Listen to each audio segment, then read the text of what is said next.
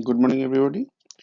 So today in this parentology class, we will discuss about another invertebrate group, that is phylum Brachiopoda. Now, Brachiopoda, they look at a glance like a bivalve. They have a close similarity to that of bivalves by having a pair of two valves uh, within which the soft mass enclosed. So people often do a mistake by recognizing them as bivalve, but there are some characters, some morphological features by which we can distinguish brachiopods and bivalves easily. Now, brachiopods, they are commonly known as lamp cells because one of the brachiopod group, it has a similarity with the oil lamps of biblical times. So the like it looks like the Roman oil lamps.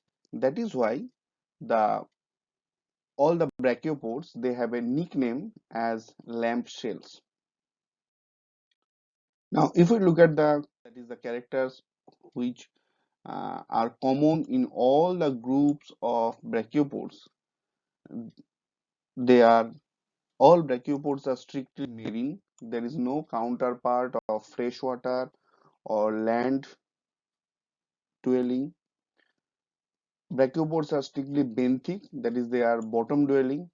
They either occurs above the substrate or within the substrate, but always in contact with the bottom substrate. All the brachiopods are suspension feeders and filter feeders. They allow or they take water into their shell, and by filtering from the seawater they extracting their food. Each brachiopod with a cell consisting of two opposing parts which we call as valves, and within that valves the soft mass rests. All brachiopod cells are strictly inequivalent. That means two valves are different in size, but they are equilateral. That means their beak is positioned centrally. The brachiopod cells, all the brachiopod cells, they are hinged, they are joined along the posterior margin. In living condition, the brachiopod may occur as sessile by attaching to the substrate, or they may be free lying, freely occur over the substrate, or even they may burrow within the substrate, that is, they may be infernal also. So whatever may be the life mode, you can see by attaching to the substrate or free lying or infernal, they are always in contact with the bottom substrate. That is why they are called as benthic. Now coming to the morphology of brachiopod, the two valves of the brachiopod cells, if I look at the common orientation of brachiopod cell, we can see that the brachiopod shell is made up of two valves. The lower one, which is relatively larger in size, and the upper one, which is relatively lower in size. Now, these calcareous valves, which are basically um, asymmetric in size or different in size, they are known as, the upper valve is known as brachial valve or dorsal valve, the smaller one, and the lower larger one is known as pedicle valve or ventral valve. Now the terms brachial and pedicle valve to refer the two valves of the brachiopod shells. These are related to the structures contained within the valves. The brachial valve is named uh, because it bears the food gathering organ or food collecting organ, the lophophore, this brown colored portion. This is the lophophore, or it is often called brachia. This is the organ which is basically used when the brachiopod takes the water. From this water, this organ filter the food particles and take them as food. Now this lophophore is internally attaching with the upper valve. So that is why from the name of this lophophore or brachia, as it is attaching with this upper valve, the upper valve is known as brachial valve. And at the same time, the lower valve, in its posterior portion, there was a organ. It's a soft tissue-like tubular organ which is basically used for attaching with the substrate. This organ is known as pedicle. It is used for attachment with the substrate. Now this pedicle is occurring in association with the lower larger valve. So that is why the lower valve is known as the pedicle valve. So in terms of uh, referring some internal structures which are associated with this upper and lower valve, or this dorsal and ventral valve, the brachial and pedicle valve are more technically correct term to indicate these two valves. So basically we did not use the dorsal and ventral terms to indicate these two valves. Rather, for brachiopods we use the lower valve, the upper lower valve, lower sized valve is known as the brachial valve, and the lower one, the bigger size valve, is known as the pedicle valve.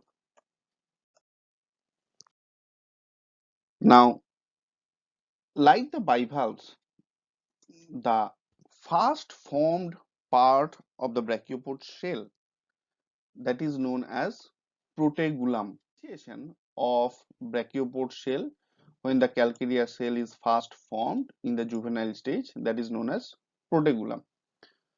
Now, the two valves of the brachiopod shell, that is the brachial valve and the pedicle valve, they meet along a line of junction, or they are connected along a line of junction which is known as commissure line. Here you can see this one is the commissure line along which the two valves of the brachiopod meets with each other. And you can clearly see this one is the lower sized valve, that is the brachial valve, and here this one, that is the lower valve or the larger size valve, this is the pedicle valve. This one is the pedicle valve.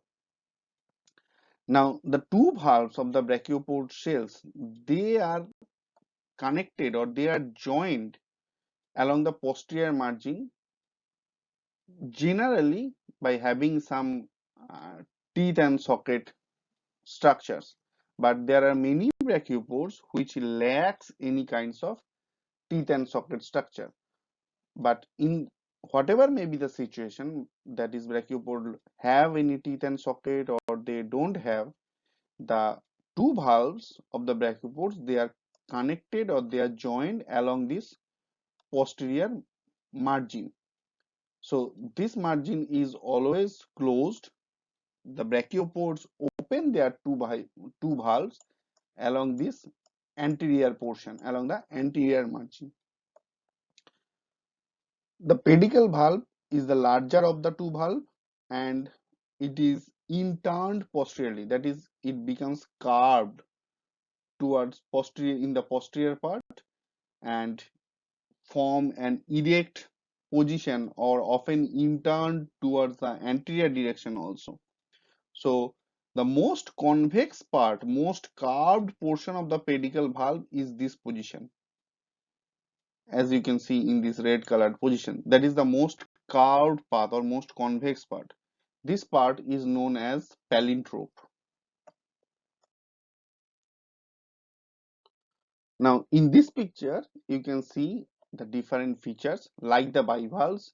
Brachiopods also have a pointed uh, posterior part from where the shell starts its grow, that is the initial point, and where the protegulum occurs, that is the beak. The point is the umbo that is present in both valves. uh, in the pedicle valve, that is in the lower valve, there from there a soft tissue like organ emerges which attached with the substrate, and therefore there is a hollow opening, there is a hole in the pedicle valve from which the pedicle remains out, that is known as pedicle foramen. This one is the pedicle foramen. And you can see when the brachiopods are attached to the substrate, they are attaching with this pedicle came which is coming out from the lower pedicle valve. And in this condition you can see that the general orientation is not followed. Here the pedicle valve often comes upper to the brachial valve because of this peculiar orientation when they are attached with the substrate. Uh, So that is why the dorsal and ventral valve, this terminology is not followed in case of brachiopods. Instead, we are following the terminology for indicating the two valves related to the internal structure which are associated with these two valves. The lower one, always the lower one is the brachial valve, and the larger sized valve is the pedicle valve. So we can easily differentiate the two valves on the basis of their size also. The lower size valve is the brachial valve, and the larger size valve is the uh, pedicle valve. Now there are also growth lines, concentric growth lines are also there, and this is the commissure line along which the two valves are joined. And this portion you can see when you are looking at a cross section, this is the portion which is having the maximum curvature, that is this pedicle valve carved in the posterior side, and often it the curvature brings the pedicle valve inwardly. It may occurs like this also. So this portion is the maximum carved area of the pedicle valve, and it is known as palintrope.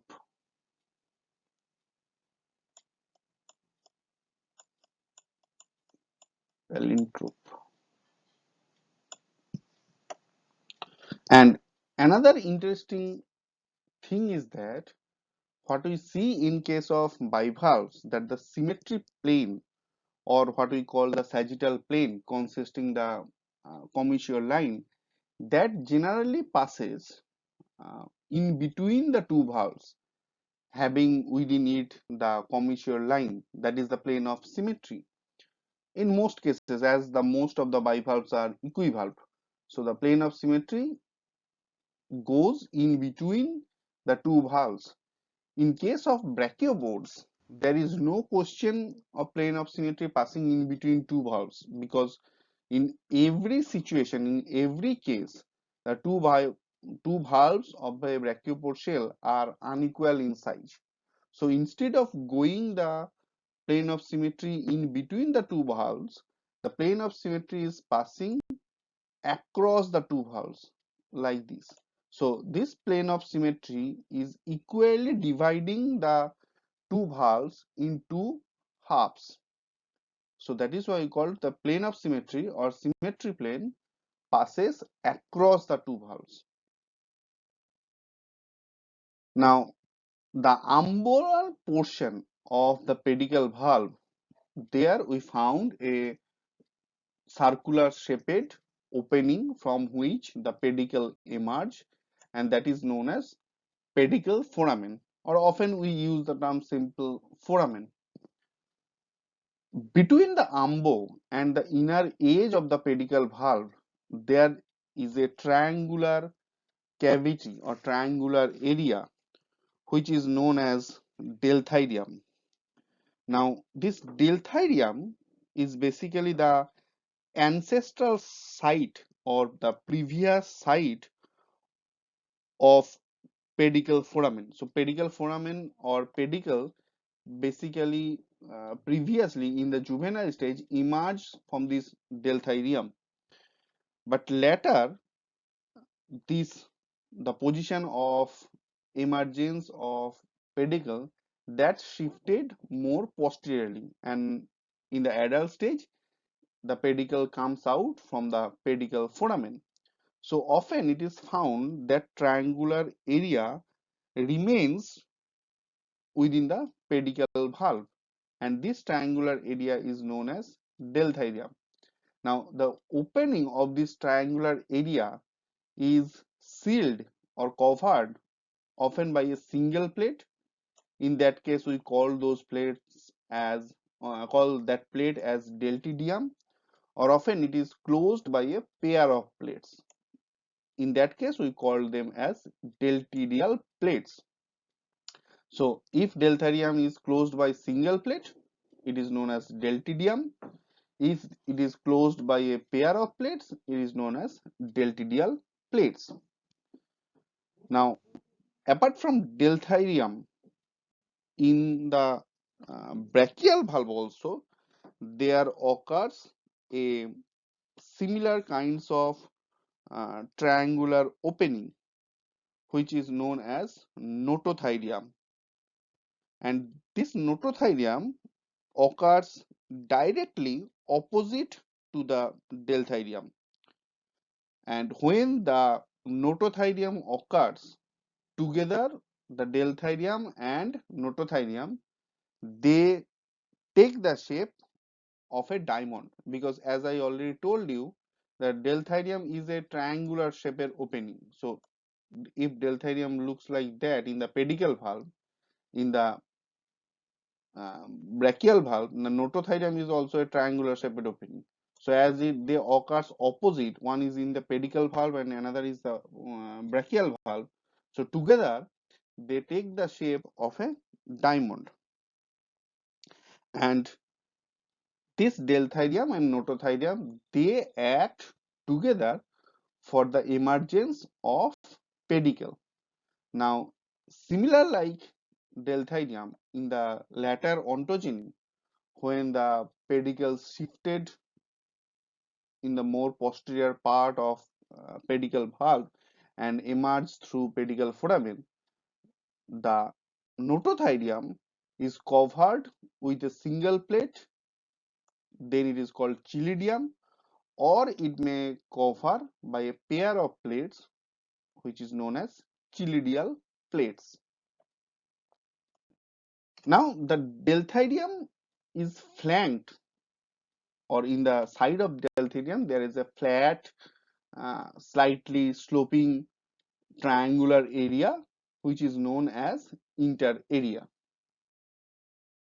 Now in this picture you can see this one is the pedicle foramen, which is the site of emergence of pedicle in the adult stage. Foramen, you can see there is a area, this shaded portion in the pedicle valve.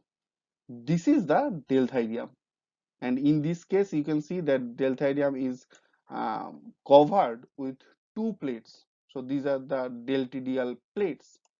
This is the ancient position of emergence of pedicle. In the latter ontogeny, the pedicle shifted more posteriorward.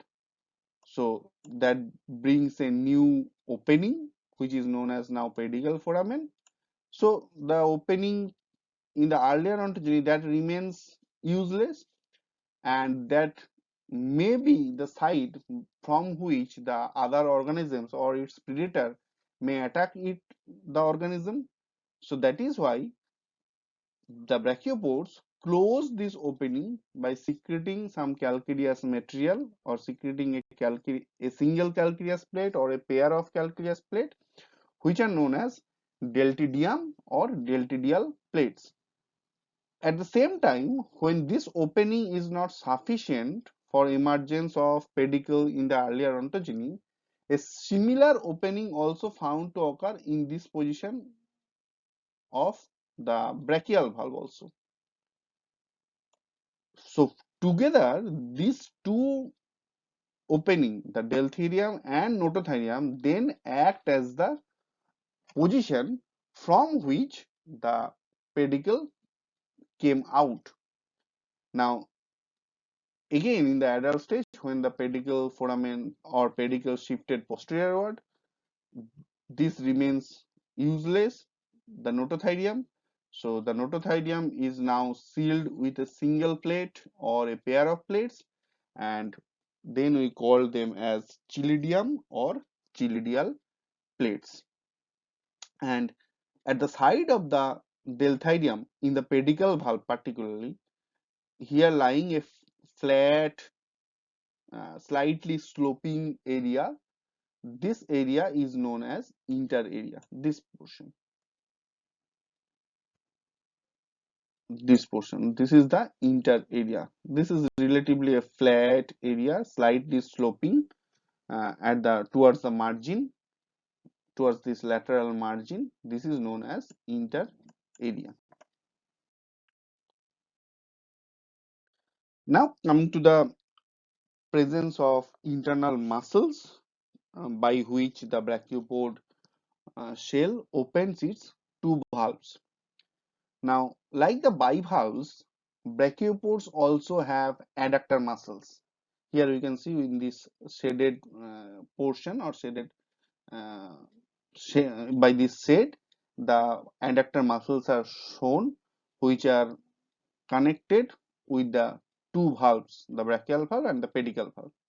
But apart from adductor muscles, the brachiopod have another pair of muscles which helps them in valves.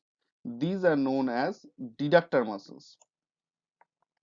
So together, adductor and deductor muscles, they helps the brachiopods in opening and closing the valves. Now, when the two valves are open, then the adductor muscle is in relaxed condition, but the deductor muscle is contracted. So here mainly the deductor muscle function, and when the two valves are closed, the opening in the anterior portion is closed, then deductor muscle is relaxed but adductor muscle is contracted. So the function of adductor muscle is similar to the bivalves.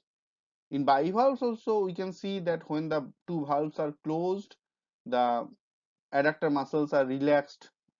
Adductor muscles are in relaxed condition, and it is the adductor muscle who, by contracting themselves, close the two valves, and the two valves are joined along the dorsal margin in case of bivalves by ligaments.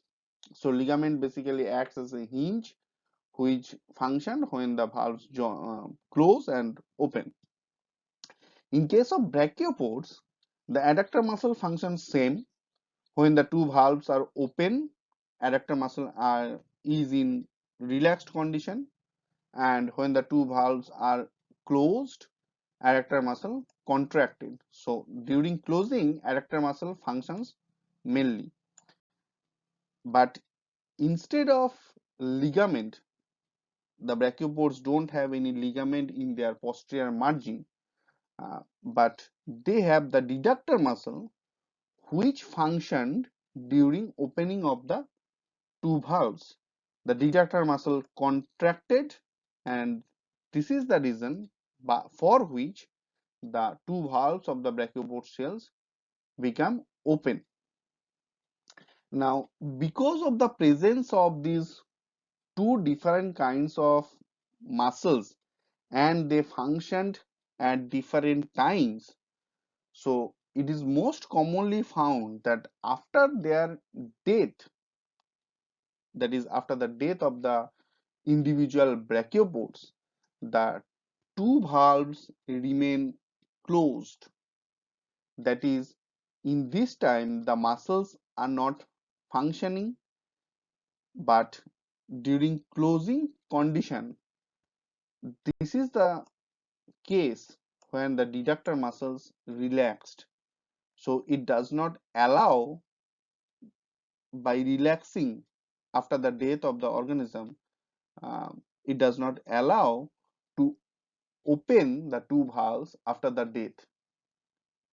Immediately after the death, the deductor muscles are relaxed condition, so that is why the two valves remain closed. Whereas in case of bivalves, there is no deductor muscles, only the adductor muscles, and ligament just uh, hinge the two valves. So that is why when a bivalve suffers death, the adductor muscles become relaxed, so the two valves becomes open, and later different taphonomic agents acting on the bivalve cells, so they becomes disarticulated. So that is why in fossil record we get most of the bivalve cells in disarticulate situation, whereas we get brachiopods in articulate conditions, that is two valves are staying together. Now coming to the teeth and socket of brachiopods, as I already told that all the brachiopods, they did not have teeth and sockets. Some of the brachiopods, they have uh, teeth and socket structure. So teeth are the elevated portions, they are right, which are smooth or crenulated, ups and downs are there, whereas sockets are the depressed portion found in the opposite valve. Now, the main difference of having teeth and socket structure in brachiopods and bivalves, in case of bivalves, we found teeth and socket structure occurs in both valves. In both left and right valve, teeth and sockets are present. But in case of brachiopods, only in the pedicle valve teeth occurs, whereas only in the brachial valve socket occurs. So there is no teeth in the brachial valve. Similarly, there is no socket in the pedicle valve. So one valve contains teeth, another valve contains socket. Now, all the brachiopod cells, the two valves, they join along a line in the posterior part that is called hinge line. Now, this hinge line may be straight or it may be curved. When the hinge line is straight and long, we call those hinge line as strophic hinge, and the shell is known as strophic shell. The hinge is known as strophic hinge, shell is known as strophic shell. So whenever you heard the term strophic shell, that means a brachiopod shell having strophic hinge. Here you can see this this is the lower the sized brachial valve, and this is the larger size pedicle valve. They are joined along this portion, and you can see this is a long straight hinge. So this is the example of a strophic hinge, and the shell is strophic shell. The other type in which the hinge line is small and curved, here you can see in this picture, this one is the hinge line.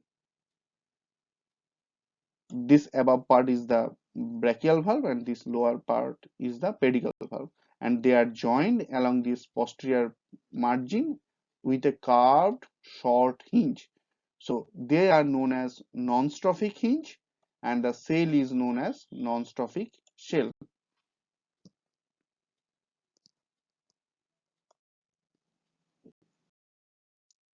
Now coming to the classification, one type of two groups. In the first group, which is known as articulata or the articulate brachiopods, they have a hinge-like articulations between the cells, having or utilizing their teeth and sockets. That means those brachiopods which have teeth and socket structure in the hinge portion or along the hinge line. This group of brachiopods is known as articulata, and the brachiopods are known as articulate brachiopods. The other type, which does not have any kind of teeth and socket structures, in that case they held together their two valves entirely by muscles. Those brachiopods are known as inarticulata. The group is known as inarticulata, and the brachiopods are known as inarticulate brachiopods.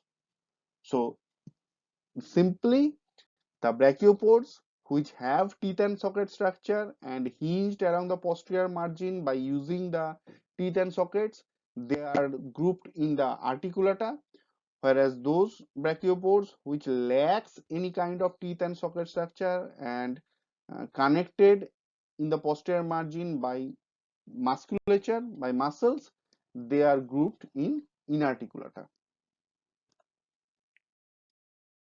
Now the commissure line, that is the line along which the two valves meet each other, that commissure line in brachiopods can be of different types.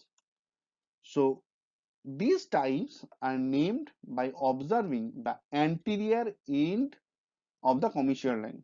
So here we can see only the anterior part of the commissure line.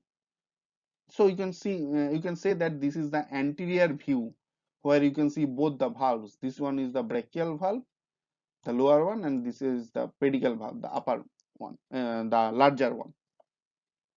Now whenever we are going to name the commissure line by observing the anterior side, always we are focusing what is the commissure line or what is the edge of the pedicle valve looks like. Now any depression, these kinds of depression in the pedicle valve is known as sulcus, whereas any elevated part in the pedicle valve is known as plica. So one is plica and the other one is, the depression is known as sulcus. Now the name of the commissure line is given depending on how many numbers of sulcus or plica are present when you observe the anterior view or anterior side of the commissure line. The lower number of these features is goes is going in the nomenclature of the commissure line. So among sulcus and among plica, whichever have lower in number, that will be reflected in the name. Say for example, in this case, you can see that there is one sulcus, one depression, and at the side of this depression there is two plica. This in the left side one plica and the right side there is one plica. So the sulcus have lower in number, so it will be goes in the nomenclature. Now coming to the different names of commissure line. The first type is rectimarginate, where the commissure line is smoothly curved or straight along the anterior margin. So there will be no sulcus or no plica. Those type of commissure line as known as rectimarginate. Now, when the commissure line consists a single sulcus, that means the edge of the pedicle valve consists a single sulcus. Although we are considering only the edge of the pedicle valve, but when we write the definition, we have to say that the commissure line consists a single sulcus. So when the commissure line consists a single sulcus on the pedicle valve and corresponding with the sulcus there are two plicas at the side of the sulca, then it is known as unisulcate. Now you can see that the sulcus in the pedicle valve is exactly matching with a ridge or with a plica in the brachial valve. So if you look at the brachial valve, this is a ridge. That is why it exactly matches with the depression of the pedicle valve. Similarly, the plica in the pedicle valve is matching with a depression in the brachial valve. So that is why the two valve exactly fits with this pattern.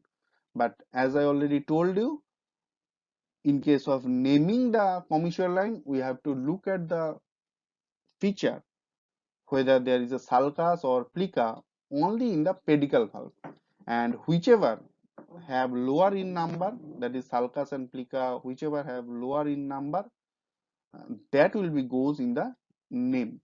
So in this case, there is one sulcus separated by two plicas, the name is given as unisulcate. The next type, where there is a single plica corresponding by two sulcus. Here you can see there is a single plica, single elevated ridge in the pedicle valve, and corresponding at the side there are two depressions, two grooved portions, two sulcus in the pedicle valve. So the name goes uniplicate because there is only a single plica. The next type, which is known as biplicate, here there is two plica separated by a sulcus. There is no picture of this type of uh, commissure line in this slide, but it looks like that. This is one plica, this is one sulcus, another plica. So it's look like that. So two plicas are very prominent, and you can see that uh, apparently it may looks like this one, unisulcate, but whenever there is two prominent plicas, in between them there is a sulcus, and at the side of them there are another sulcus. So basically there are three sulcuses. So these three sulcuses are separated by two ridged portion, two elevated part, by two plicas. So that is why the name given biplicate. And the last one, where the margin have numerous plica and sulcus, it looks like a zigzag pattern. So in that case, it is known as multiplicate. So multiple numbers of plica and sulcus, always it looks like a zigzag pattern. That is why it is named given as multiplicate. Now coming to the shells. Now whenever we are going to describe how a brachiopod shell looks like from the outer surface, we have to always focus first on the brachial valve. That is, we are going to describe the sense of curvature of the brachial valve first, then the sense of curvature of the pedicle valve. So here you can see both the valves of the brachiopod shells are convex in nature. So the name given as biconvex. In this case, that is also convex in nature, biconvex, but the brachial valve is more convex. So whenever we describe these kinds of shell, we have to write that the shell is biconvex, but the brachial valve is more convex. In this case, the brachial valve is almost flat or plain, but the pedicle valve is convex. So we write the name of the shape of this brachiopod shell as plano-convex, because the brachial valve is planar.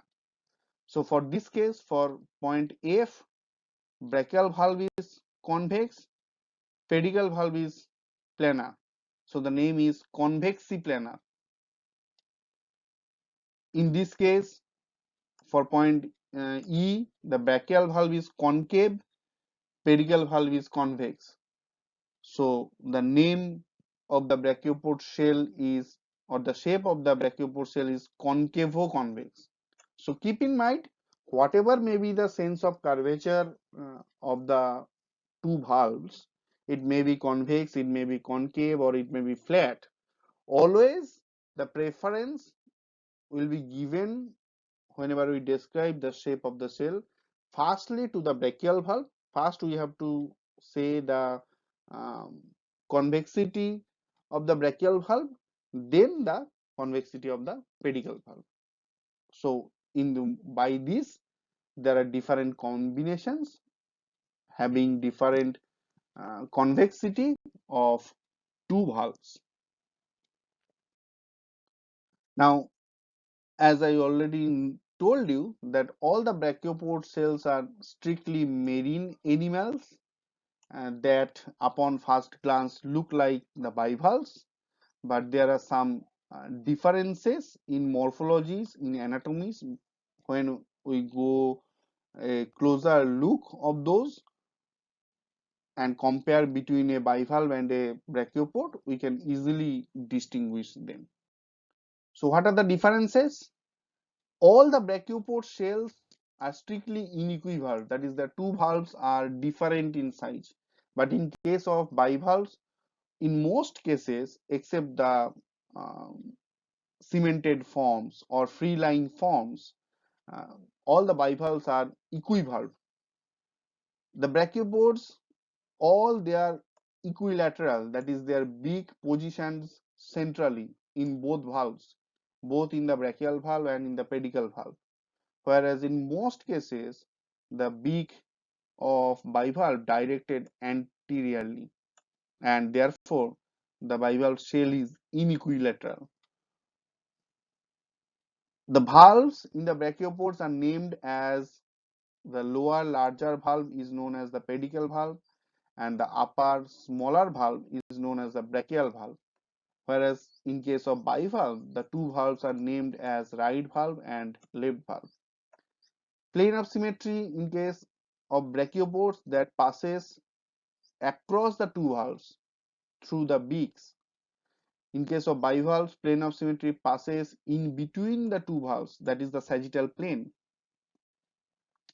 There is a pedicle opening or pedicle foramen present in brachiopod, from which the pedicle, which is a tubular soft tissue-like organ that emerges, and it helps the brachiopods to attach with the substrate. In case of bivalves, there is no such pedicle opening. There is no organ like pedicle.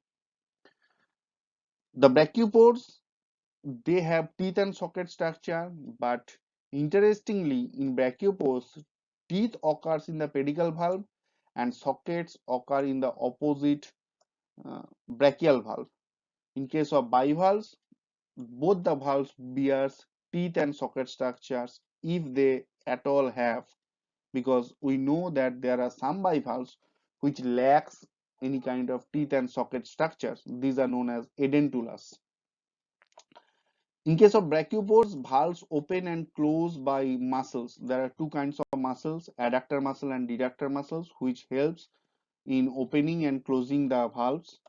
In case of bivalves, valves open by ligament and close by muscles. So only one pair of muscles is there, that is adductor muscle, and the other is done by ligament. In case of brachiopod, valves open along anterior side. The posterior portion is hinged along the hinge line. In case of bivalves, the valves open along the ventral side. The dorsal portion is generally hinged through teeth and socket structures.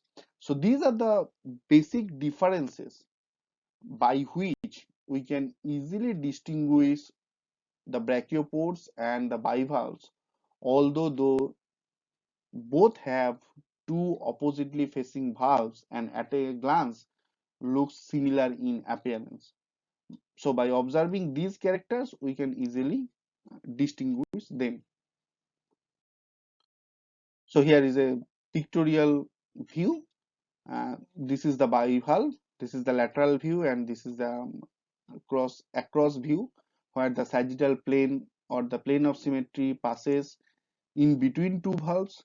In case of brachiopods, the plane of symmetry goes across the two valves. It equally separates the two valves into equal halves. This is the anterior view. Here you can see the commissure line, and this one is the plane of symmetry dividing the two valves in equal proportions. This is the dorsal view or top view, or you can say brachial view, where you can are seeing the entire brachial valve and part of the pedicle valve, because as we know that pedicle valve is larger in size. So this one is the pedicle foramen from where the pedicle emerge. Mind it, here it is little wrongly pointed, because this is not pedicle, it is the opening from where pedicle emerge. So this is pedicle foramen. Um, this is the live position when the posterior portion of the brachiopod is fixed, it hinged, and the anterior portion opens. The gap forms, and from which the brachiopod takes nutrient-rich water, and the internal organ, that is the lophophore or brachia, which takes the nutrient-rich water, and it only filter the food particles, and rest of the water thrown back to the water environment surrounding them. Now, the growth of the brachiopods can be of three types. The first one is the hollow peripheral growth. Here, or in this type of growth pattern, the valve size increases all around its margins in posterior as well as anterior and lateral direction. Say for example, if this is the position of my first beak or the protegulum, so in case of hollow peripheral growth, throughout the ontogeny, cell material is added in all sides, in the posterior side, in the lateral side, as well as in the anterior side. The material may be different in proportion. The material or the growth in all these sides may be different in proportion, but cell material is added in all sides, posterior, lateral, and in the anterior side. So growth occurs around each and every direction surrounding the beak. This type of growth is known as hollow peripheral growth. In the second type, only new cell material added anteriorly or laterally. So there will be no growth in the posterior part. In this portion, there will be no cell material added. Only in the lateral side and in the anterior side, the cell material is added. So beak occurs at the extreme posterior margin. This will be the point of beak, and cell grows like this. So cell material is never added in the posterior direction. It added in the lateral side and in the anterior side. That is the type of growth which is known as hemiperipheral growth.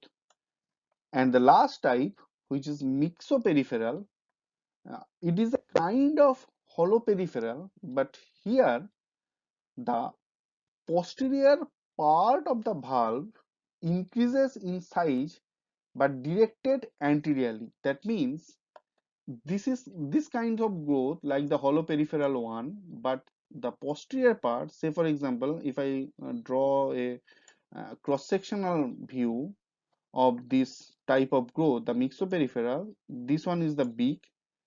Uh, cell material is added in the anterior direction, in the posterior direction also, but this posterior part is incurved towards anterior direction. That will be the shape of the valve. So that is why it is written that growth occurs in posterior sector or posterior part, but it increases in size anteriorly because the posterior part is incurved. This type of growth is known as mixoperipheral. Now coming to the brachiopods did, and due to this adaptation, different kinds of features are observed in different groups of bivalves. So the first type, when a brachiopod is occurring in a turbulent water, that is, there is a lot of turbulence, lot of eddies are there, then what will be the cell morphology of a brachiopod? So there will be a large pedicle opening from which the pedicle emerges and attached with the substrate. This occurs to support the brachiopod to attach with the seabed, so that in turbulence of water, the brachiopod did not dislodge from its positions.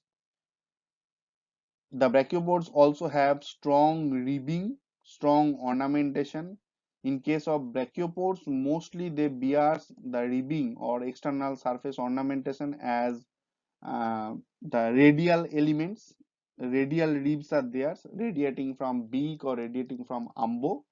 Instead of radial, they also bears the growth lines, which are concentric in nature surrounding the beak. So the brachiopods, they bear ribbed valves to strengthen the shell, to maintain its rigidity, to maintain its strength in that turbulence water.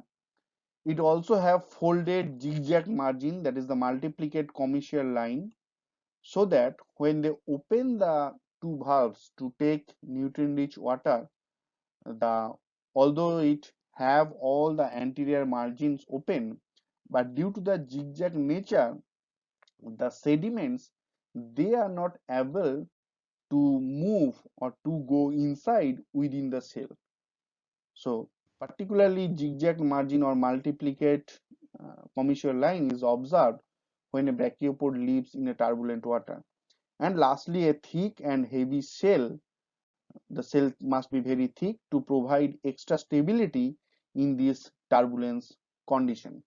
So these are the characters which a brachiopod needs, which lives in the turbulent condition. So you can see that the pedicle foramen, as I already told, it is not present in all brachiopods. It is particularly found to be present when a brachiopod lives in turbulent condition, that is in high energy condition. So this is the brachiopods which lives in the turbulent condition. Looks like, you can see all the major ornamentation in the external surface, those are radial, radiating from the beak. It has a pedicle foramen, a zigzag commissure line, that is the multiplicate commissure line. Cell is very thick, which gives it stability to remain in the turbulent situation.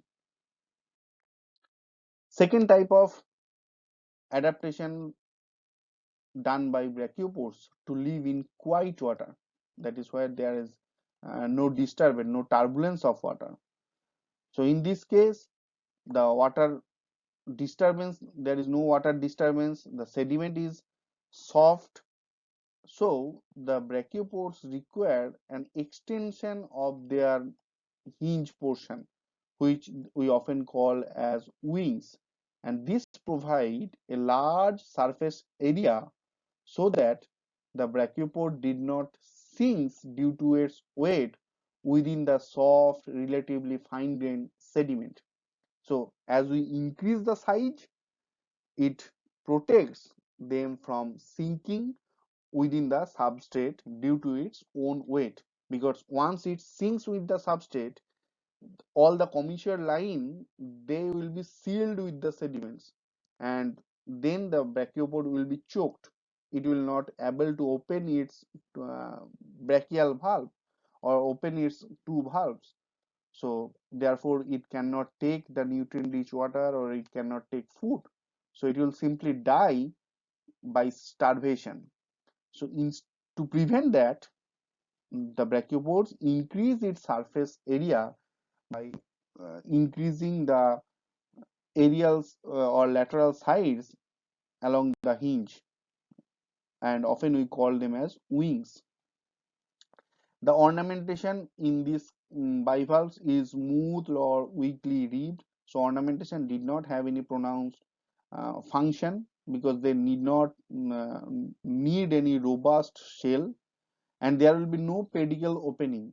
They did not require any kind of attachment to the substrate.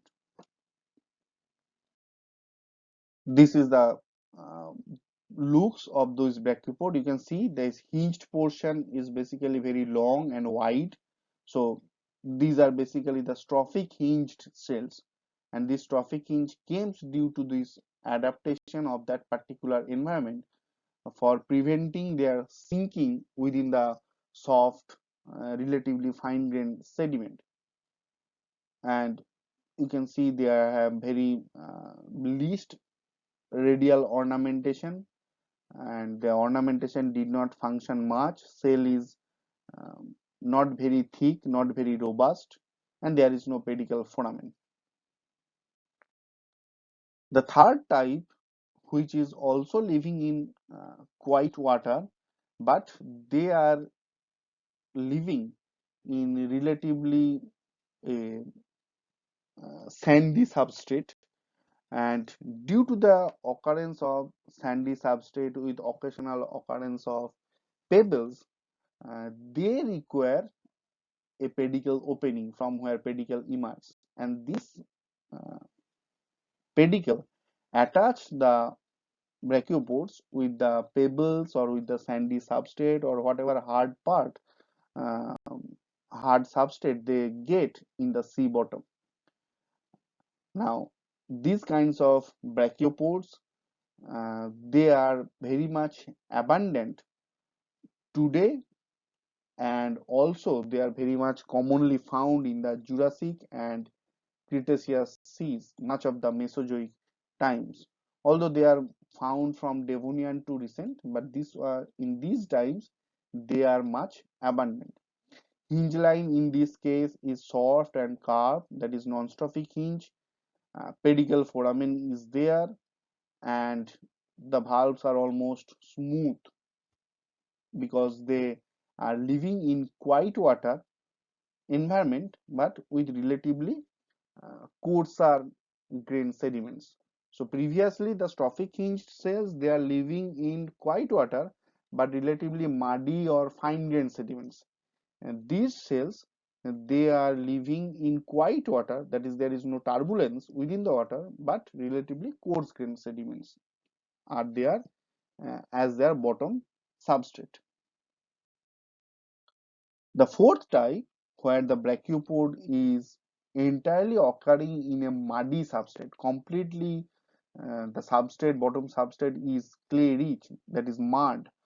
So in this case, the brachiopods need some adaptation. The valves are quite flattish, that is have a as much as wide surface area they have. Uh, that is a large resting area to provide large surface area, which again prevents sinking into the soft muddy sediments.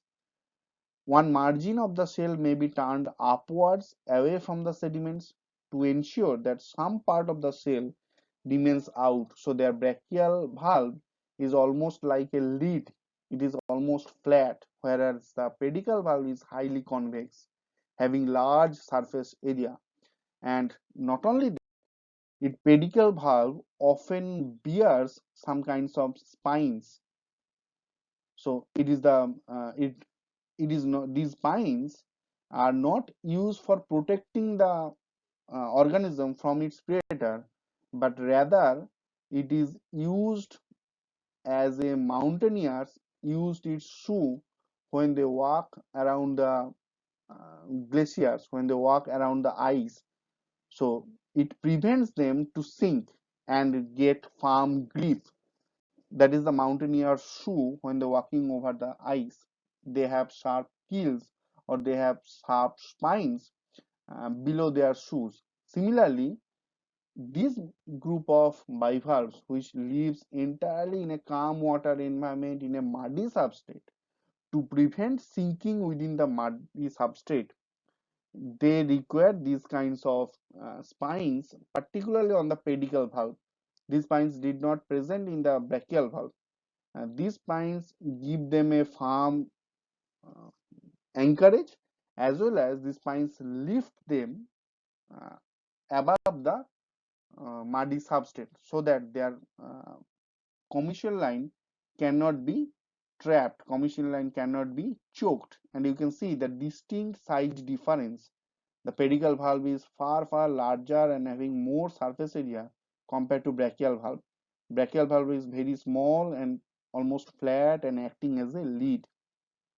In the fossil record, the spines are commonly broke, and we can see only the traces of occurrence of spine in forms of these spine bases, in terms of these bead-like appearance, circular appearance, which are the positions from which the spines uh, formed in its living conditions. And if you see the brachiopods throughout the geological time, throughout the entire Phanerozoic time, you can see that the brachiopods are very much common throughout the entire Paleozoic time. So they are the common marine invertebrate group in the Paleozoic seas. But at the end of the Permian period, at the PT boundary mass extinction, the brachiopod are very hard hit. Most of the brachiopod groups suffer extinction, only a few survived. And immediately after the PT mass extinction boundary, the in the Mesozoic, the bivalve becomes the dominant marine invertebrate, which basically moved or which surpasses the abundance and ecologically favorable compared to the brachiopods. So brachiopods have to leave their ecological niche. Brachiopods goes infaunal due to their reduced competition with the bivalves, because bivalves are more well adapted during the Mesozoic.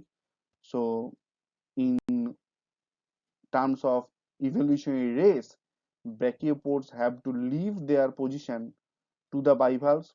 Bivalves uh, take their position and dominate the marine world.